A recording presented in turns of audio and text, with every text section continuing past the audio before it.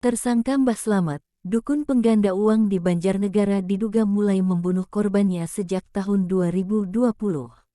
Tersangka pembunuhan berantai, dukun palsu berinisial Tohari alias Mbah Slamet mengklaim bisa menggandakan uang hingga 5 miliar rupiah dari 70 juta rupiah yang diberikan secara bertahap. Uang korban digunakan Tohari untuk membayar utang pribadinya.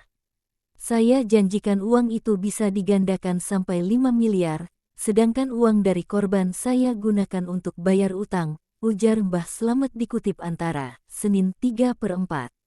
Menurut Kepala Polres Banjarnegara AKBP Henry Yulianto, penyidik Satreskrim Polres Banjarnegara masih melakukan pendalaman dan pengembangan terkait kemungkinan adanya korban lain.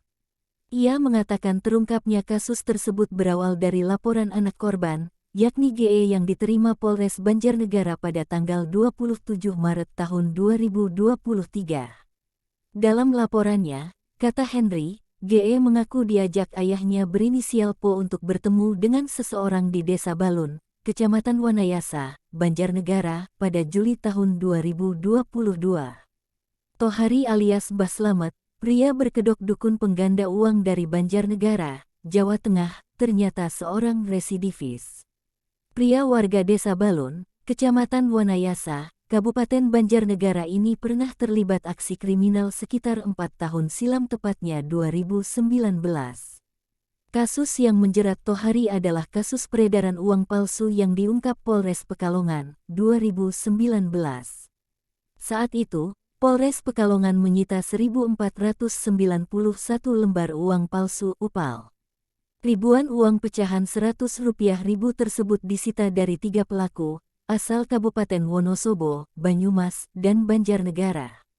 Tohari alias Mbah Slamet saat itu dibekuk bersama 2 orang pelaku lainnya, yakni Aziz warga Kabupaten Wonosobo dan Ahmad Murtadi. Ketiganya dibekuk petugas saat bertransaksi di sebuah minimarket di Kelurahan Gumawang, Kecamatan Wiradesa, Kabupaten Pekalongan. Kini, Tohari kembali melakukan tindak pidana. Kasus yang menyeretnya tidak main-main, yakni pembunuhan berantai. Kasus yang menggegerkan publik ini bermodus penggandaan uang. Mbah Slamet membuka praktik sebagai orang yang bisa menggandakan uang alias dukun pengganda uang. Sebelumnya, polisi menemukan 10 mayat yang terkubur di sebuah kebun Desa Balun, Kecamatan Wanayasa, Kabupaten Banjarnegara, Senin, tanggal 3 April tahun 2023. Sehari kemudian, polisi kembali menemukan 2 mayat lainnya sehingga total korban tewas akibat praktik dukun pengganda uang ini sebanyak 12 orang. Polres Banjarnegara mengungkap 1 di antara korbannya, yakni Po, warga Kecamatan Cibadak, Kabupaten Sukabumi, Jawa Barat. Korban sebelumnya sempat hilang dan tak dapat dihubungi, hingga akhirnya ditemukan sudah menjadi mayat terkubur, lengkap dengan pakaiannya. Kepala Desa Balun, Mahbudiono, mengungkapkan pelaku dikenal tertutup dalam kesehariannya. Bahkan, Mbah Slamet juga jarang bergaul dengan warga. Sosiolog dari Universitas Indonesia, Imam Prasojo, menilai kepolisian harus lebih cepat mendeteksi praktik-praktik kejahatan berkedok penggandaan uang untuk mencegah kasus dukun di Banjarnegara terulang di masa mendatang. Sebab, fenomena mistis atau klinik di Indonesia relatif tebal dan butuh waktu yang panjang untuk mendidik masyarakat agar berpikir rasional sehingga tidak mudah tertipu. Sementara, kriminolog dari Universitas Indonesia, Josias Simon, mengatakan model kejahatan berlatar budaya cukup banyak terjadi. Para pelaku biasanya menggunakan pola yang sama.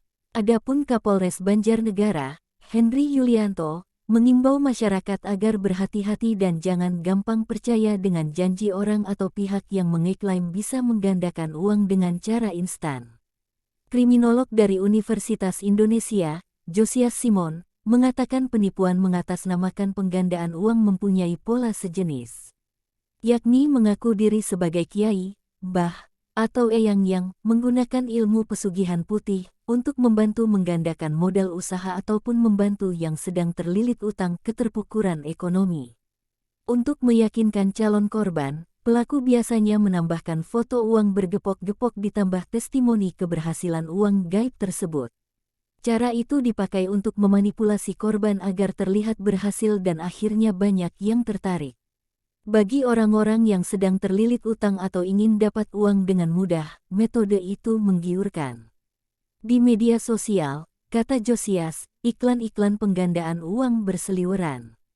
Sosiolog dari Universitas Indonesia, Imam Prasojo, menyebut ada beberapa hal mengapa masih ada orang yang percaya pada dukun pengganda uang, meskipun secara rasional hal itu tidak mungkin. Pertama, karena kepercayaan masyarakat Indonesia pada dunia supranatural masih tebal. Kedua, adanya perilaku yang ingin cepat berhasil atau kaya dengan jalan pintas. Mereka ini, kata dia, gampang dimanfaatkan oleh orang-orang yang mengaku dirinya sebagai orang pintar, tak peduli apa latar belakang mereka. Ketiga, rasionalitas masyarakat Indonesia tidak berkembang sehingga kerap terjebak penipuan. Jadi fenomena dukun pengganda uang ini menggambarkan perpaduan dunia mistis yang masih relatif tebal dan desakan konsumerisme yang begitu memborbardir sehingga orang jadi pragmatis, kepengen cari jalan pintas, imbu Imam Prasojo kepada BBC News Indonesia, Rabu, 05.04. Kapolres Banjarnegara, Henry Yulianto, menjelaskan Tohari mengajak para korbannya ke lokasi eksekusi jelang petang hari. Adapun ritual menggandakan uang dimulai pukul 19.30 waktu Indonesia Barat.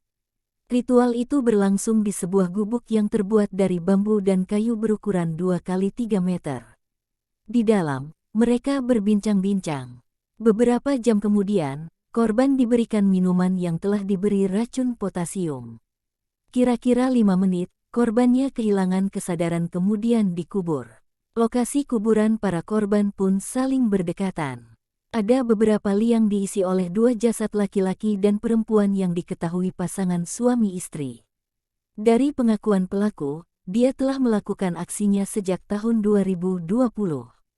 Dalam menjalankan aksinya itu, Tohari mengaku tidak dibantu siapapun.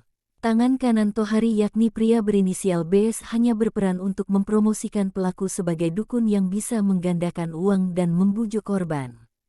Kalau berhasil, BS diberikan uang 5 juta rupiah sampai 10 juta rupiah. Dalam kasus ini polisi telah menetapkan BS sebagai tersangka karena dianggap turut serta melakukan pembunuhan berencana. Adapun Tohari dikenakan pasal berlapis yaitu penggelapan dan pembunuhan berencana dengan ancaman hukuman mati. Kepala Desa Balun, Mahbudiono, berkata tidak terlalu mengenal sosok tersangka.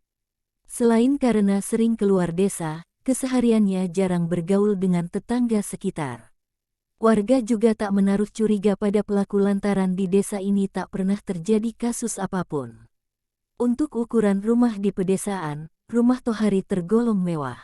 Kediamannya terdiri dari 2 bangunan, satu sisi bangunan terdiri dari 2 lantai dengan 2 pilar menjulang, khas rumah kekinian. Di bangunan itulah sang pembunuh berantai Tohari memulai transaksi dengan para korbannya. Kini, rumah Mbah Slamet dijaga oleh sejumlah anggota Bansernu dan anggota Kokam Muhammadiyah.